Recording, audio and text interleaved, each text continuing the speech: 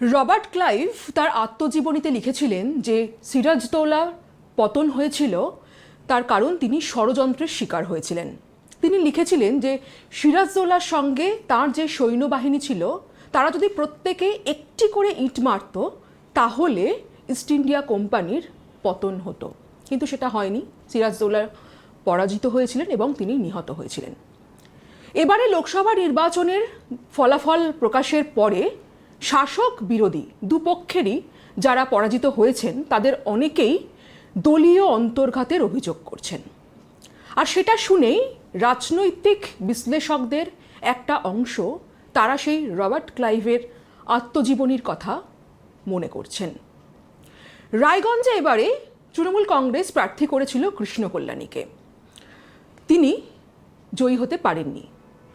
সেই পরাজিত প্রার্থী কৃষ্ণ কল্যাণী আজকে আমাদের মুখোমুখি, আমরা তার সঙ্গে কথা বলবো। প্রথমেই ট্রাইব টিভিতে আপনাকে স্বাগত।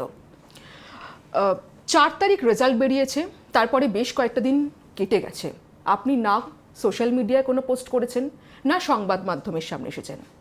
অবশেষে কৃষ্ণ কল্যাণীর কি অজ্ঞাতবাস কাটলো?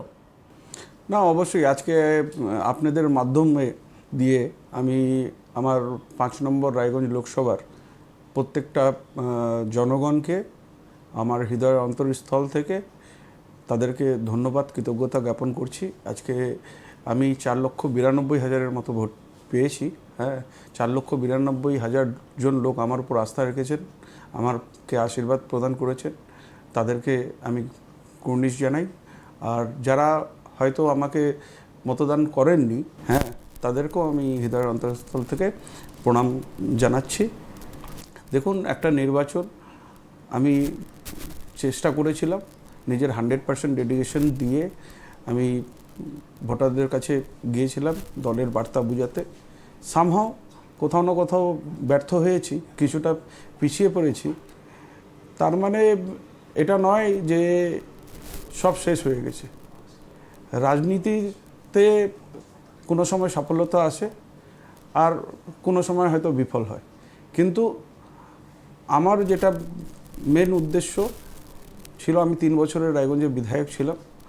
আমি রায়গঞ্জের সার্বিক উন্নয়নের কথা চিন্তা করেছিলাম, আর যতটা পেরেছি আমি কাজ করেছি। আজকে দল আমাকে সাপোর্ট করেছিল, মমতা বন্দ্যোপাধ্যায়, অভিষেক বন্দ্যোপাধ্যায় এর কাছে আমি যখন গিয়েছিলাম, আর যেটা রায়গঞ্জের সার্বিক উন্নয়নের জন্য যেটা দাবি জানিয়েছিলাম, তারা সবসময় আমার পাশে দাঁড়িয়েছিলেন।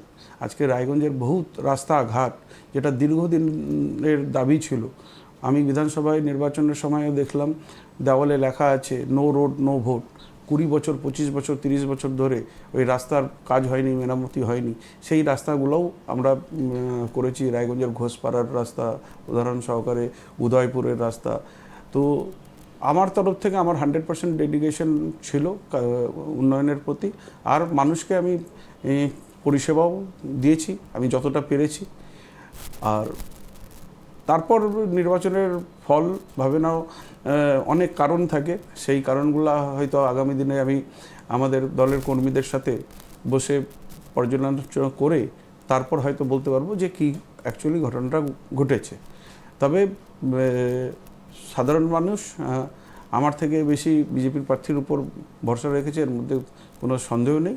হ্যাঁ, আগামী দিনে আমাদের তৃণমূল কংগ্রেসের সংগঠনকে আরও মজবুতি প্রদান করতে হবে। আমরা আমাদের জেলা নেতৃত্বের সাথে বসে নিয়ে আগামী দিনে যাতে তৃণমূল কংগ্রেস, সামনে উপনির্বাচন আছে 2026-এর, আবার বিধানসভা নির্বাচন আছে, যাতে আমরা উত্তর দিনাজপুরে খুব ভালো ফল করতে পারি, সেটাই হচ্ছে আমার এখন লক্ষ্য।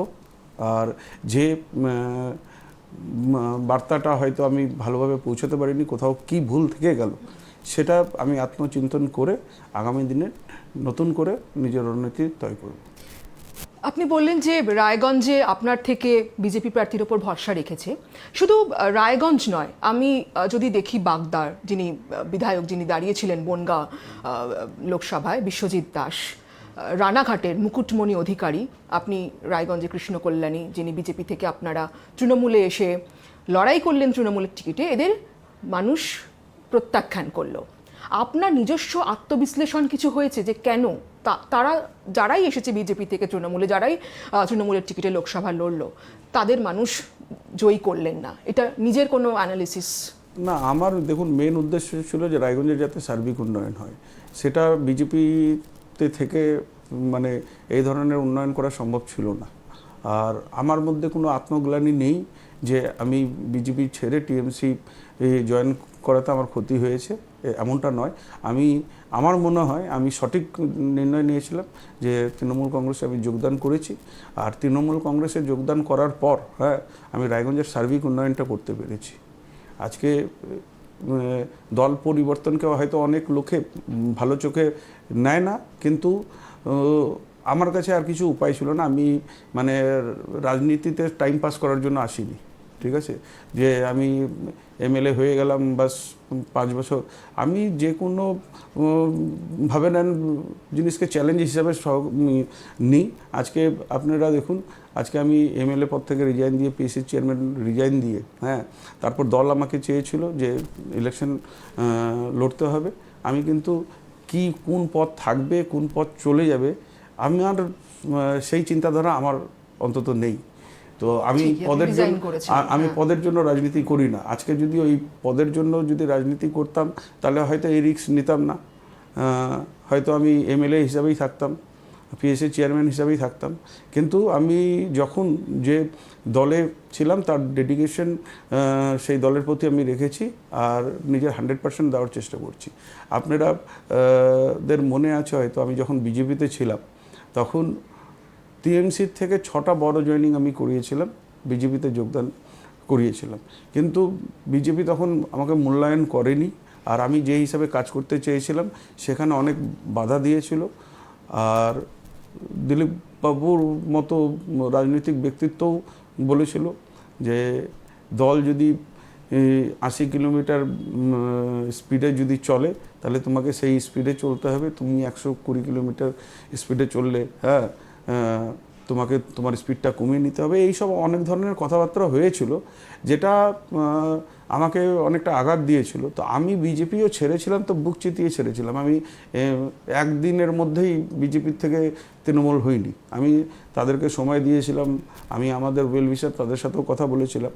আর তারপর তৃণমূল আসার পর আমাকে যে হিসাবে আমাদের মুখ্যমন্ত্রী মমতা বন্দ্যোপাধ্যায় যে হিসাবে আমাকে মানে স্নেহ ভালোবাসা দিয়েছেন, অভিষেক দাও যে হিসাবে আমার উপর ভরসা রেখেছেন, তাতে এখন তৃণমূল কংগ্রেসই হচ্ছে আমার পরিবার। আমি যতদিন বেঁচে থাকব এই পরিবারের সদস্য হিসাবে থাকব। আর আগামী দিনে উত্তর দিনাজপুরে তৃণমূলকে সার্বিক যাতে ভালোভাবে শক্তিশালী করা যায়, সেই উদ্দেশ্যে আমি কাজ করব।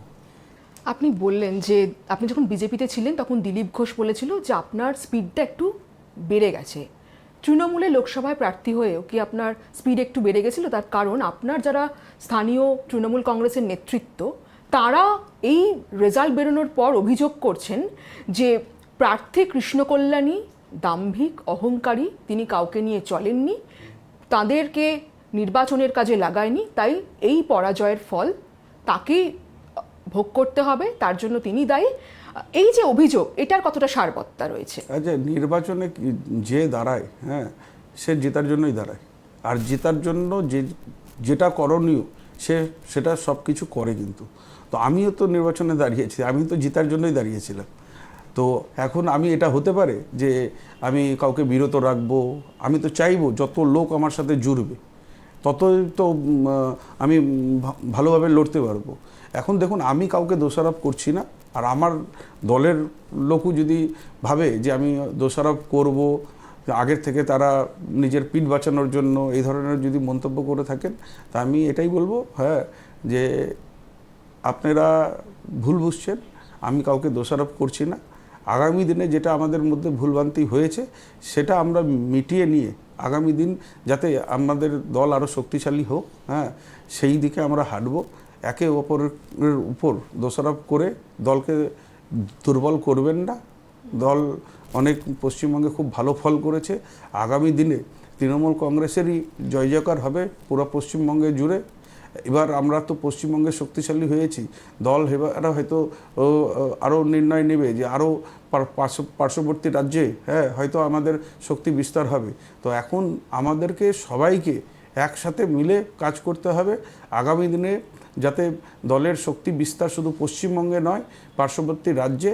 আজকে আমরা লোকসভা রাজ্যসভার সদস্যর নিরিখে মানে পুরো ভারতবর্ষের মধ্যে তৃতীয় শক্তিশালী দল, আর সেটা আমাদেরকে সবাইকে এখন একজোট হয়ে কাজ করে এই তৃণমূল কংগ্রেসকে ভারতবর্ষের 1 নম্বর দল তৈরি করতে হবে।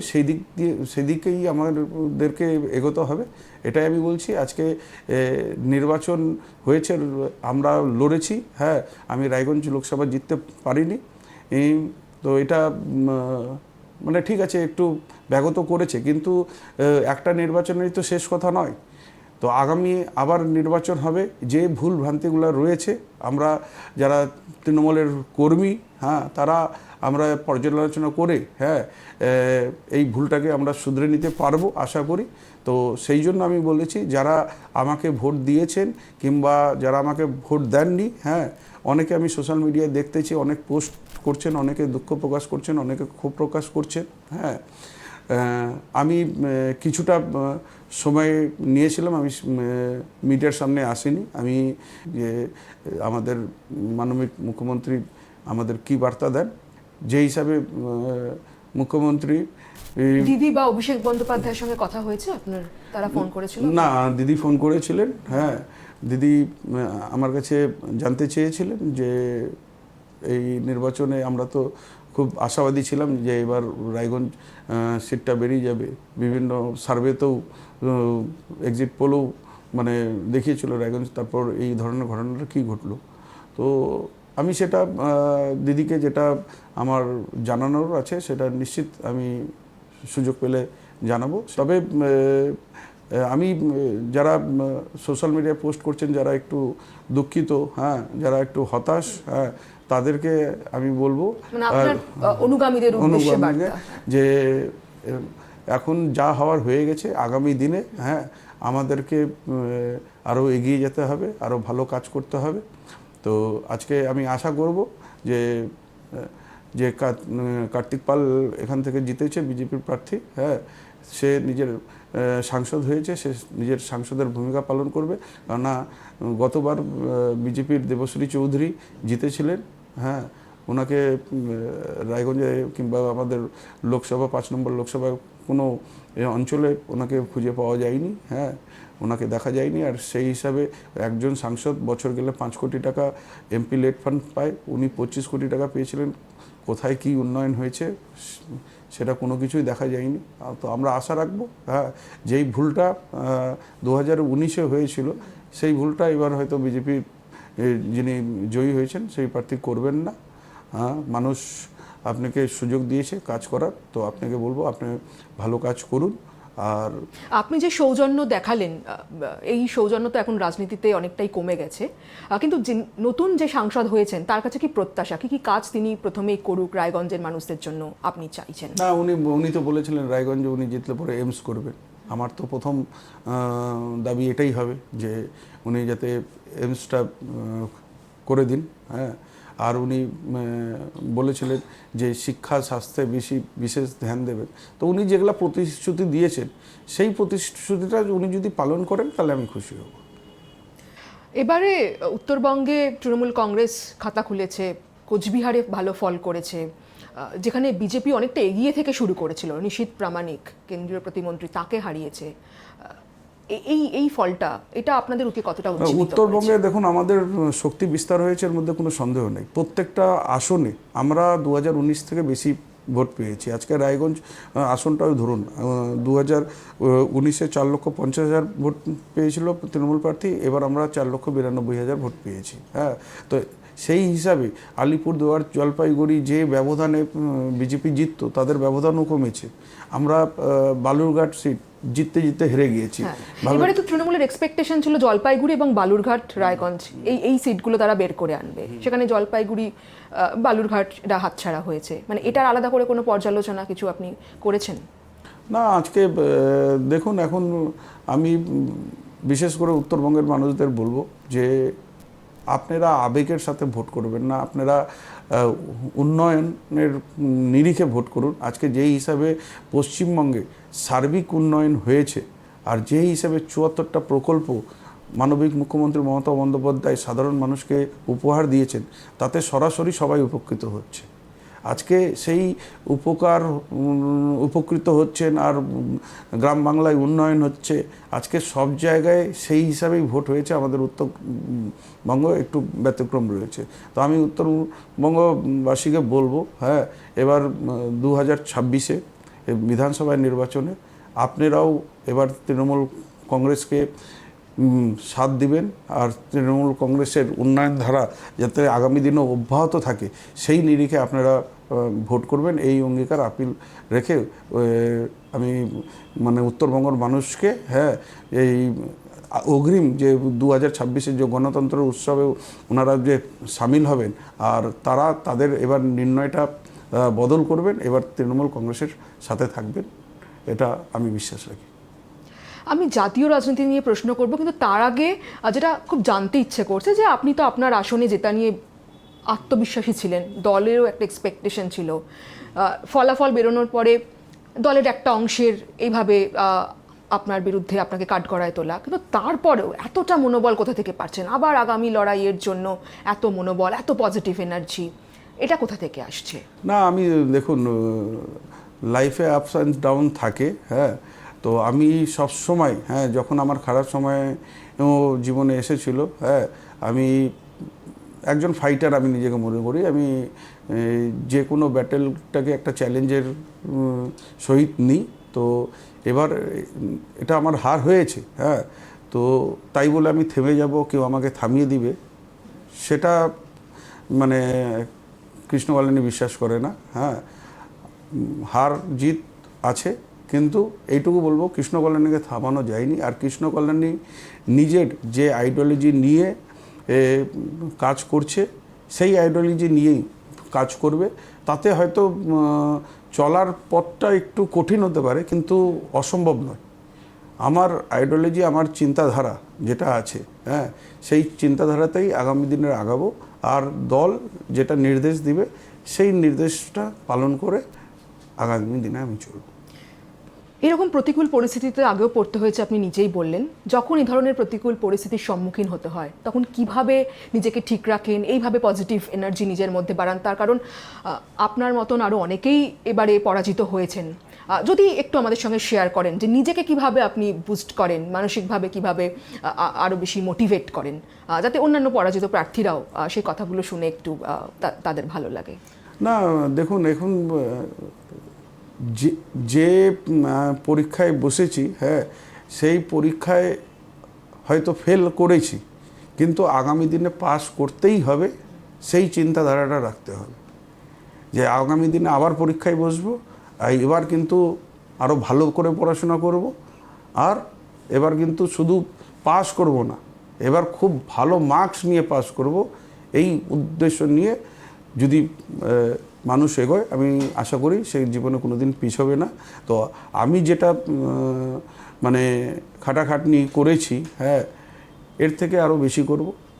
আর নিজের জায়গাটাকে আর দলের জায়গাটাকে আমি আরও শক্তিশালী বানাবো। এবারে কেন্দ্রে যে সরকার গঠন হলো, এনডিএ সরকার, এবারে বিজেপি সংখ্যাগরিষ্ঠতা পায়নি। নীতিশ কুমার এবং চন্দ্রবাবু নাইডুর ওপর তাদের ভরসা করতে হলো। এই সরকারে যারা তাদের জোট শরিক, তারা কতটা ভরসাযোগ্য, এক? আর দুই হচ্ছে যে এবারের সরকারের আয়ু, অনেকেই বলছেন যে খুব বেশি আয়ু নেই, কারণ মমতা বন্দ্যোপাধ্যায় বলেছেন তিনি যে খুব বেশি দিন এই সরকার টিকবে না। আপনার কি মতামত? না, আমি একমত আমার সুপ্রিমোর সাথে। এবার মোদিবাবু তো প্রত্যেকবার বলতেন, হ্যাঁ, যে মোদি সরকার, মোদি সরকার। এখন তো এনাকেও বলতে হচ্ছে এনডিএ সরকার। তো ঠিক আছে, আজকে অনেক বেশি উদ্যত্ত। আজকে দেখুন আপনি বেনারসে কী হলো। বেনারসে 2019-এ উনি 5 লক্ষের উপরে ভোটে জিতেছিলেন, তারপর ওনার মার্জিনটা 1.5 লক্ষ ভোটে নেমে আসছে। তো মানে ওনার জনপ্রিয়তা তো অনেকটা কমেছে, এর মধ্যে তো কোনো সন্দেহ নেই। আর সেই নিরিখে তৃণমূল কংগ্রেসের জনপ্রিয়তা অনেকটাই বেড়েছে। আজকে 2019-এ আমরা 22টা সিটে জিতেছিলাম, এবার আমরা 29টা সিটে জিতেছি। আরও 2-4-5টা সিট আমরা জিততে পারতাম, কিন্তু অল্পর জন্য আমরা হেরে গিয়েছি। তো আজকে নিশ্চিত তৃণমূল কংগ্রেস নিজের শক্তিত্ব বিস্তার করছে। আর ভারতীয় রাজনীতিতে এবার মানে একটু অরাজকতা হবে। তো আমার মনে হয় না এই এনডিএ সরকার 5 বছরের টেনিয়র মানে পার করতে পারবে। হয়তো মানে 1-1.5 বছরের মধ্যেই, হ্যাঁ, কিংবা কিছু দিনের মধ্যেও হতে পারে, খুব অল্প সময়ের মধ্যেও সরকার পড়ে যেতে পারে। যে রাম মন্দির নিয়ে এত হইচই, সেই অযোধ্যাতেই বিজেপি হারলো। আজকে মানুষ ওই ধর্মের মেরুকরণে এবার ভোট হয়নি, মানে বেশিরভাগ জায়গায়, কিছু কিছু জায়গায় হতে পারে, কিন্তু বেশিরভাগ জায়গায় হয়নি। আজকে ইউপি তার সাক্ষী, ইউপি রেজাল্ট যে হিসাবে সমাজবাদী পার্টি ওখানে নিজেদের শক্তি প্রদর্শন করলো, হ্যাঁ, তাতে মানে এবার ভোটটা অনেকটা হয়েছে যে রোজগার ব্যবস্থা কিংবা এলাকার সার্বিক উন্নয়ন এই সব নিরিখে ভোট হয়েছে। সেই জন্য এবার ভাবে নেন ইন্ডিয়া জোট, হ্যাঁ, অনেকটা শক্তিশালী হয়েছে।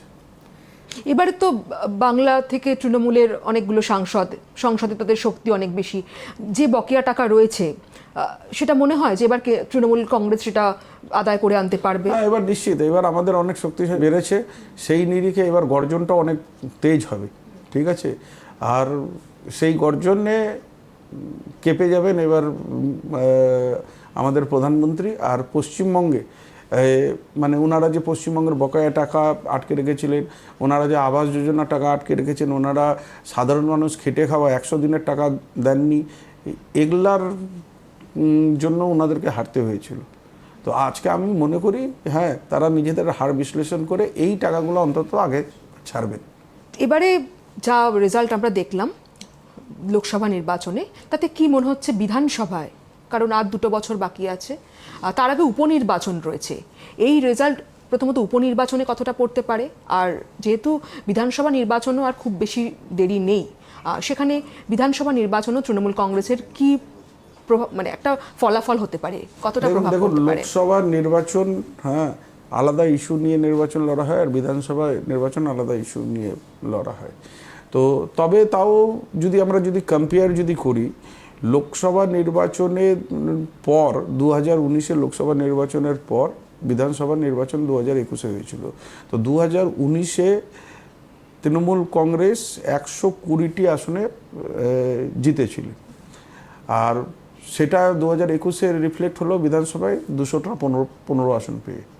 তো এবার 190টি আসনে, 92টি আসন বুঝি, হ্যাঁ, 192টি আসনে তৃণমূল কংগ্রেস জিতেছে। এবার আমার মনে হয় 2026-এ এর রিফ্লেক্টটা আপনি আজকে বলছি মিলিয়ে নেবেন যে 2026-এ তৃণমূল কংগ্রেস মিনিমাম 250টি আসনে জিতবে। আমরা লাস্ট কয়েক মাস ধরে যেভাবে পশ্চিমবঙ্গে ইডি-সিবিআই তৎপরতা দেখেছি, এবারে যা রেজাল্ট হয়েছে বিজেপির, তাতে আপনার কি মনে হয় যে ইডি-সিবিআই তৎপরতা আরও বাড়বে না কমবে? না, দেখুন, ইডি-সিবিআই তৎপরতা আজকে এটা যদি শোধ প্রতিশোধ মাথায় রেখে যদি হয়, তাহলে এবার জনগণ মেনে নেবে না। কিন্তু যে হিসাবে আমরা দেখেছিলাম ভারতবর্ষে, হ্যাঁ, মানে যেখানেই বিজেপি বিরোধী দল রয়েছে সেখানেই তারা ইডি সিবিআই বিভিন্ন এজেন্সিকে দিয়ে তাদেরকে সাপোর্টেজ করার চেষ্টা করেছে। কিন্তু এখন তো মানে সব জায়গায় মানে ভাবনান বিরোধী দলগুলো শক্তিশালী হয়েছে। সেই জন্য আমার মনে হয় না এখন এগুলা নিয়ে রাজনীতি করবে। আপনারা 2021-এ তৃণমূল কংগ্রেস ভালো ফল করার পর তারপরেই 21-এর পর থেকে ইডি-সিবিআই তৎপরতা বাড়লো। তৃণমূল কংগ্রেস এবং যে বাংলার যে বকেয়া টাকা সেটা কেন্দ্র আটকে দিল। তৃণমূলের অভিযোগ ছিল যে এটা প্রতিহিংসার রাজনীতি করছে বিজেপি, মানুষ তাদের ভোট দেয়নি, বাংলার মানুষ তাদের প্রত্যাখ্যান করেছে, সে কারণে তারা এই প্রতিহিংসার রাজনীতি করছে। এবারও তো বাংলার মানুষ তাদের প্রত্যাখ্যান করেছে, এবারও বাংলা থেকে তারা আগের আসনগুলোই তারা জিততে পারেনি। আবারও কি সেই প্রতিহিংসার রাজনীতির আশঙ্কা করছেন? দেখুন, 2021-এ তারা বিধানসভায় 3টি আসন থেকে 77 আসনে পৌঁছে গিয়েছিল। একটা বড় জাম্প ছিল। আর সেই জাম্পটা দেখে ওনারা আশা করেছিলেন 2024 লোকসভা নির্বাচনে তারা পশ্চিমবঙ্গ থেকে ভালো আসন পেয়ে যাবেন। আর সেটা মানে বিজেপিকে হেল্প করবে সরকার গঠন করার জন্য। তো এবার ওনারা বুঝে গিয়েছেন যে পশ্চিমবঙ্গের জনগণ মমতা বন্দ্যোপাধ্যায়ের সাথে আছে, ওনাদের অনেকটাই আসন কমে গেছে। তো এখন আর পশ্চিমবঙ্গে যে ওনারা আসতে পারেন ওই কনফিডেন্সটা ওনাদের আর নেই। ওনাদের নিজেদের দলের মধ্যে যেই হিসাবে লবিবাজি চলছে, যেই হিসাবে একে অপরকে কাদা ছোড়াছুড়ি তারা করছেন, তাতে পশ্চিমবঙ্গে বিজেপি ভেঙে গিয়েছে। বিজেপি আপনি দেখবেন 2026-এ বিজেপি তাদের অর্ধেক সিটও ধরে রাখতে পারবে না। আর এখন তো 3 জন সাংসদ যোগাযোগ করেছেন, এরপরে কতজন বিধায়ক যোগাযোগ করবেন? কেননা তারা সবাই 2024-কে মাছের চোখ হিসাবে দেখছিলেন যে 2024-এ কী হবে। এখন ওনারা 6টা সিট লুজ করেছেন, যেখানে ওনারা ভাবছিলেন যে মিনিমাম 10টা সিট ওনারা বাড়াবেন আরও, তো সেখান থেকে লুজ করেছেন। তো এখন ওনাদের যে এমএলএগুলো রয়েছেন, তাদের এখন মনের অবস্থা কেমন, সেটা আমার জানার খুব আগ্রহ রয়েছে। আজকে দেখবেন শুধু সাংসদ নয়, বিজেপি থেকে অনেক বিধায়ক ভেঙে গিয়ে তৃণমূলে যোগদান করবে। দিলীপ ঘোষ এবং অধীর চৌধুরীর এই দুজনের হারকে কিভাবে দেখছেন? দেখুন, কারো হারকে নিয়ে আমি কোনো কথা বলবো না। আজকে দুজনেই হেভি ওয়েট, দীর্ঘদিন ধরে রাজনীতি করছেন। তো আজকে ঠিক আছে, ওনারা হেরেছেন, এখন ওনারা আত্মচিন্তন করবেন না, আর আগামী দিনে ওনাদের কী পদক্ষেপ থাকবে ওটা ওনারাই চিন্তা ভাবনা করবে। তো এটা নিয়ে বিশেষ কিছু টিপ্পণী আমার করা উচিত না। কেন আজকে দেখুন, আমিও হেরেছি, ওনারাও হেরেছে, ঠিক আছে। দিলীপ ঘোষ হারার পর তিনি একদম শুভেন্দু অধিকারীকে দোষারোপ করছেন, নাম না করে তিনি বলছেন যে তার এই হারার পেছনে শুভেন্দু অধিকারীদের হাত রয়েছে। তিনি একদম প্রকাশ্যে ক্ষোভ প্রকাশ করছেন। মানে বঙ্গবিজেপি থেকে এটা ভাঙন।